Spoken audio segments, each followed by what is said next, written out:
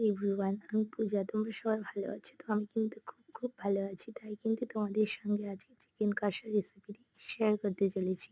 তো প্রথমেই দেখতে পেলে আমি টমেটো, আদা, রসুন, পেঁয়াজ, লঙ্কা সব ভালো করে কেটে রেখে দিয়েছি। আর মশলাটা পেস্টও করে নিয়েছি। আর ধুয়ে রাখা মাংসের মধ্যে মশলাটা দিয়ে লবণ হলুদ দিয়ে ভালো করে মাখিয়ে কিছুক্ষণের জন্য ম্যারিনেট করে রেখে দিয়েছিলাম। তারপরে কড়াইয়ে গরম তেলে শুকনো লঙ্কা, তেজপাতা, পেঁয়াজ কুচি দিয়ে একটু ভালো করে লাল লাল করে ভেজে নিয়েছি। ভেজে নেওয়ার পর ম্যারিনেট করে মাংসটা দিয়ে দিয়েছি।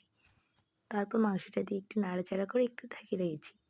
তারপরে কিছুক্ষণ পর ঢাকনাটা খুলে আবার একটু মাংসটা নেড়ে দেখছি একটু জল বেরিয়ে এসছে। তাই আমি আলুটা ভেজে রাখতে ভুলে গিয়েছিলাম। তার জন্য আলুটা দিয়ে দিলাম। তাহলে আলুটা সেদ্ধ হয়ে যাবে আর জলটাও শুকিয়ে যাবে। যেহেতু চিকেন, আলুটা মাংসটা তাড়াতাড়ি সেদ্ধ হয়ে যাবে। তো আলুটাও একটু আগে ভেজে না দিলে, একটু তখন না দিলে না সেদ্ধটা ভালো হবে না। তাই আমি দিয়ে আবার আস্তে আস্তে ভালো করে কষিয়ে নিয়েছি মাংসটা।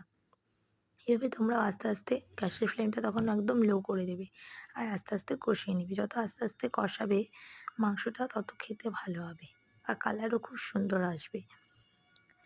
আমি এভাবে আস্তে আস্তে একটু করে নেড়ে দিচ্ছিলাম আর আর কিছুক্ষণ রেখে দিচ্ছিলাম। আবার একটু নেড়ে নেড়ে একটু কষিয়ে নিয়েছি। তারপর আমি একটু গরম জল ফুটিয়ে রেখেছিলাম। সেই জলটাই আমি দিয়েছিলাম।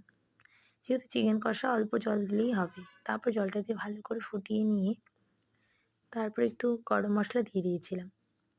গরম মসলা দিয়ে তারপরে ব্যাস দেখতেই পাবে তোমরা ফাইনাল রেজাল্ট কি আসে। তারপর ঝাল ঝাল চিকেন কষা রেডি। আর আমার এই রান্নার রেসিপিটি ভালো লাগলে অবশ্যই লাইক, কমেন্ট, শেয়ার করো। আর সাবস্ক্রাইব তো করতে হবে বলো বন্ধুরা। আর বাই বাই। তোমরাও ভালো থাকো, সুস্থ থাকো। আবার এরপরে নতুন রেসিপি নিয়ে